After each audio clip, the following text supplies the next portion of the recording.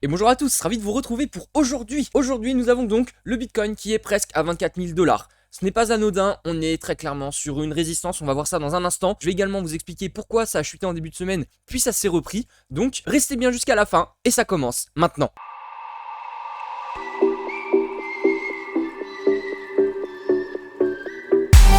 Avant d'aller plus loin, n'hésitez pas à lâcher un petit like ou commentaire ou à vous abonner, ça me ferait extrêmement plaisir. Donc, comme je le disais, aujourd'hui, on est presque à 24 000 $.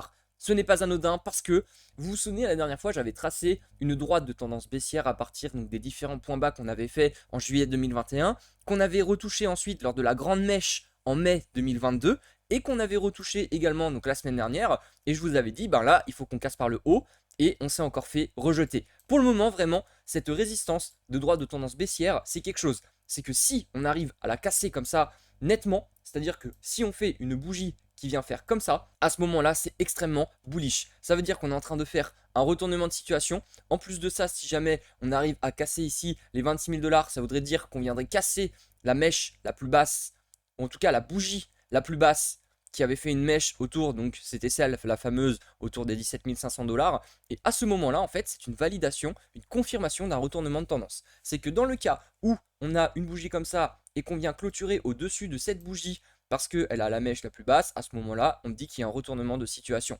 Donc, c'est vrai que là, on a vraiment une zone clé qu'il va falloir traverser. Et par contre, si on se fait rejeter et que on n'arrive pas à passer cette fameuse droite de tendance baissière, à ce moment-là, on va être reparti. Donc, soit pour aller chercher un nouveau bottom, soit pour tout simplement continuer de ranger et donc continuer à 19 500, continuer comme ça, là, à ranger entre la droite de tendance baissière jusqu'à sa contraction, ce qui nous donnerait presque en fait un triangle de compression. Donc ça pourrait devenir comme ça. Ouah, mes dessins ils ressemblent plus à rien. Je vais vous tous vous enlever là parce que ça ressemble vraiment à rien. Je vais vous faire un truc beaucoup plus clair. Donc je recommence. C'est-à-dire que dans le cas là où on se fait rejeter et qu'on continue à compresser comme ça, on va faire un truc, très probablement ça va se passer comme ça si jamais on continue de se faire rejeter par la droite de tendance baissière. On peut redescendre bien sûr à 19 500, hein, ce n'est pas non plus une thèse à écarter. Et après derrière, en fait, ça viendrait à faire un triangle de compression.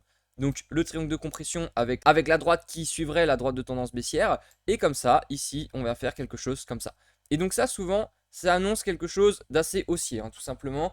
En général, en plus, avec un retournement de tendance comme ça, même si le triangle de compression, on a 50% de chance de casser à la hausse ou à la baisse, ben là, avec la situation actuelle, pour moi, ça peut très clairement casser à la hausse. Bon, j'arrête avec mes dessins maintenant, on va continuer sur l'analyse graphique. On a le MACD qui, lui, est à deux doigts de croiser bullish en weekly. Donc là, weekly, très clairement, ça annonce un signe de retournement. Même si, effectivement, on avait fait la même chose là, en fait, en mars 2022 et que ça avait fait une fausse sortie pour continuer de chuter, si jamais on fait vraiment une cassure franche, à ce moment-là, ça peut être vraiment un signe de retournement de tendance, un signe de retournement de situation pour aller continuer et aller chercher un peu plus haut, peut-être autour des 30 000 $, qui est en fait la prochaine grosse résistance. Après, on a un RSI qui est relativement faible, hein, donc c'est pour ça on a de quoi pousser. On a eu des RSI relativement faibles dernièrement. Donc là, historiquement, à chaque fois, si vous regardez, on était pendant un petit peu de temps dans cette zone-là, donc en dessous des 30, qui est la zone de survente. Et après, une fois qu'on a commencé à remonter, eh bien, on n'y retourne pas tout de suite. Donc c'est vrai qu'une fois qu'on est lancé, pour le moment, je me dis, eh bien, ça risque de continuer dans ce sens, et ça risque de continuer de monter, même si, bien sûr, il y aura les aléas en journalier, il y aura des aléas tout le temps, parce que ce n'est pas parce que, comme je le dis à chaque fois, ce n'est pas parce qu'on continue de monter qu'on monte en ligne droite. Vous voyez ici, ça tend à monter, mais en même temps, on a fait quand même quelques retracements. Donc en intraday, c'est-à-dire qu'il y a quand même des positions à jouer. Tout comme je l'ai fait là cette semaine avec quelques positions, notamment AAV, Polygon, etc. Il y avait quelques trades en swing trading, donc c'est-à-dire soit sur quelques jours, soit en intraday, à faire qui étaient très jolis. Donc je vais vous montrer dans un instant par exemple hein, la figure d'AAV qui était super sympa. Et sur le Bitcoin, vous pouvez faire pareil. C'est-à-dire que si vous arrivez à choper le point haut au niveau du range et après à retaper au niveau du point bas, eh bien, vous pouvez tout simplement jouer un swing trading.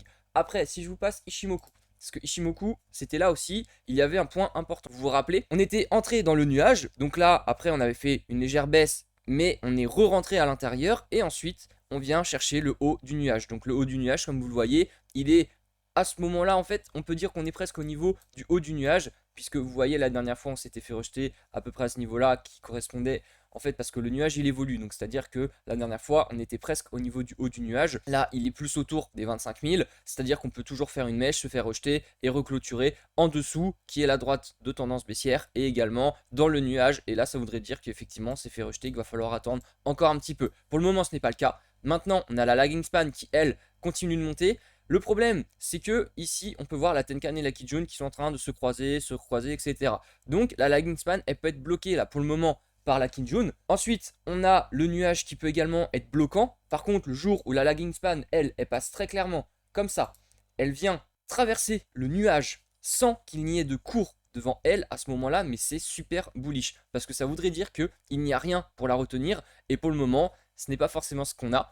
Donc c'est pour ça qu'il faut quand même temporiser, il faut quand même se dire que ce n'est pas hyper bullish, même si on a de bons signes de retournement de tendance, je ne peux pas vous valider définitivement ces signes de retournement. J'enchaîne ensuite avec les moon cycles, donc tout simplement les cycles de la lune. À chaque fois vous vous dites peut-être mais il est fou celui-là à nous parler de la lune.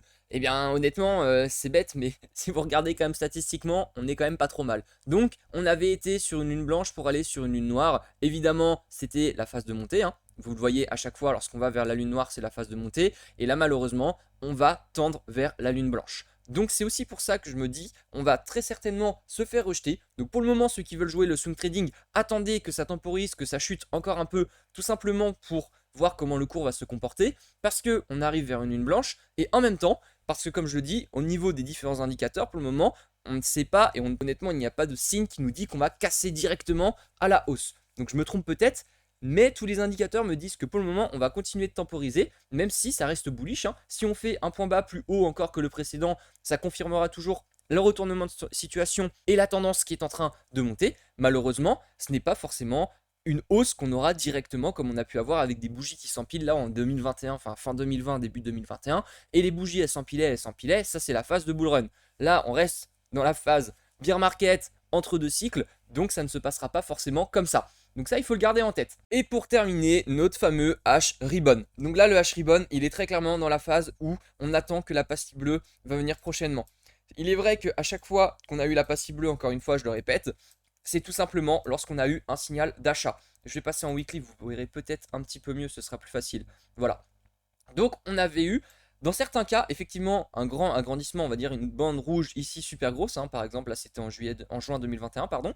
Et donc, ici on avait eu la pastille bleue à la fin, qui nous signalait en quelque sorte, pas le bottom, parce que si on regarde, on était déjà reparti à la hausse, mais un bon signal d'achat. Et donc dans ce cas-là, si vous regardez à chaque fois historiquement, encore une fois, le H-Ribbon nous avait permis d'avoir des bons points d'entrée sur du long terme. Donc là, c'est vrai qu'on a la pastille qui n'est pas encore sortie, la pastille verte, parce qu'on a eu d'abord une pastille blanche, ensuite on a la pastille verte. Je pense que les mineurs n'ont pas totalement capitulé, il y a encore beaucoup de machines qui tournent, il y a encore beaucoup de mineurs qui continuent de miner à moindre coût, donc dans les pays où l'électricité est relativement faible, ou tout simplement parce qu'ils ont des conditions au niveau, je ne sais pas, des barrages électriques ou autres qui permettent d'avoir de l'électricité à moindre frais, à moindre coût, notamment aujourd'hui où le prix de la vie continue d'augmenter. Donc c'est vrai que pour le moment, la capitulation des mineurs n'est pas encore actuelle, même si ça commence. Même si on a le H-Ribbon qui lui continue à faire quelque chose, après si ça se trouve on peut très bien croiser et ne pas avoir la pastille bleue. Ça arrivé il me semble quelques fois, je crois que c'était en 2019 ou 2020, il y a une fois où on a eu un faux, je vais peut-être vous retrouver ça, je ne sais plus où c'était. Après, comme en fait ça s'actualise, peut-être qu'il n'est plus visible. Mais en tout cas, c'était très clairement visible à l'époque.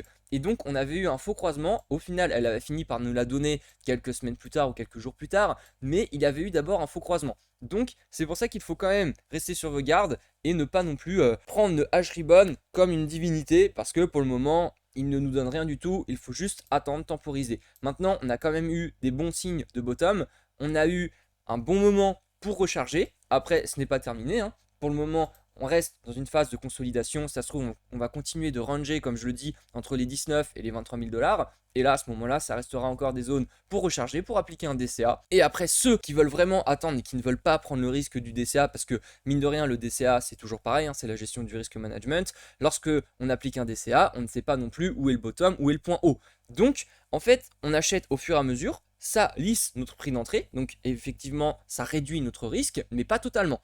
Si on a des vrais signes de retournement de tendance avec des W dans des W, avec, comme je le disais, une bougie qu'on vient clôturer au-dessus par exemple de celle-ci, à ce moment-là, oui, eh bien une personne peut très bien mettre un gros bag dessus directement et c'est ce que font certaines personnes. Maintenant, le DCA reste quand même la meilleure stratégie pour une personne qui ne veut pas se prendre la tête et qui ne veut pas regarder les graphiques au quotidien. Je vais vous expliquer pourquoi est-ce qu'on a eu une légère baisse parce qu'on m'a demandé quand même en début de semaine pourquoi ça avait chuté, qu'est-ce qu'il s'était passé, etc. Donc je vais tout simplement vous expliquer pourquoi le contexte, tout ce qu'il s'est passé. Donc en fait, pourquoi le Bitcoin a chuté en début de semaine? Parce qu'on avait l'annonce de beaucoup de choses cette semaine. C'est-à-dire tous les bilans quasiment des grosses entreprises, que ce soit Microsoft, Apple, Amazon, toutes les grosses boîtes avaient leur bilan en fait qui sortait cette semaine. Donc au final, d'après ce qui était prévu et d'après leurs résultats, leurs chiffres vraiment réels, on n'était pas trop mal. C'est-à-dire qu'il n'y avait pas eu une estimation beaucoup plus élevée par rapport à leur chiffre d'affaires ou au profit réalisé que ce qu'on a vu cette semaine. Donc ça c'est vraiment un bon signe, c'est pour ça que le marché derrière l'a pricé. Début de semaine, pourquoi est-ce que justement ça chute? Parce que ça avait peur que ça ne tienne pas la route. Ils avaient peur également parce qu'il y avait la Fed qui a remonté les taux, mine de rien, de 0,75 points. Au final, ils sont en train de temporiser un petit peu. Ils sont en train de dire que même si effectivement ils ont bien remonté, ils vont attendre maintenant de voir si l'inflation diminue. Autrement, ils réaugmenteront les taux. Et si jamais on est en récession, à ce moment-là, ils commenceront à réimprimer. Ce qui veut dire réimprimer, certes, le pouvoir d'achat va un peu baisser, mais en même temps, ça va se réinjecter sur les marchés. Donc pour nous, c'est un mal pour un bien en quelque sorte. Après, c'est pour ça qu'il y a eu une baisse. Maintenant, il faut vraiment se tenir au courant de l'actualité, hein, c'est vraiment essentiel. Dans notre cas, on a eu très clairement en fait une info qui a été pricée en amont par le marché, hein, vu que la sortie de tous les chiffres, de tous les bilans des entreprises devait sortir mercredi. Début de semaine, ça a chuté parce que le marché avait peur. Ensuite, les chiffres étaient bons. À ce moment-là, on se reprend des bougies de 20-25% comme on a eu sur certains alts et même le Bitcoin qui s'est pris également pareil entre 15 et 20%. Donc tout ça, on fait que le prix a remonté en fin de semaine. Maintenant, il faut juste regarder régulièrement les informations, que ce soit au niveau de l'économie américaine ou même au niveau de l'économie européenne. Et c'est tout simplement ça qui va permettre également de driver un peu le marché des cryptos parce qu'il est un peu corrélé au marché boursier, il est corrélé un peu au monde en général. Donc forcément, si tout va mal dans le monde, eh bien, les cryptos, ça ne va pas aller fort. Par contre, si tout va bien, comme on a eu pendant le crack Covid, où on injecte de l'argent à fond, à ce moment-là, ça va se retranscrire sur les marchés. Et donc, c'est là où on commence à avoir des folies, des dingueries, avec des alts qui nous font des pourcentages à l'infini. Et voilà, c'est terminé pour aujourd'hui. J'espère que ça vous aura plu. C'était un peu plus long que d'habitude, mais c'était pour la bonne cause. Et je vous dis ciao ciao.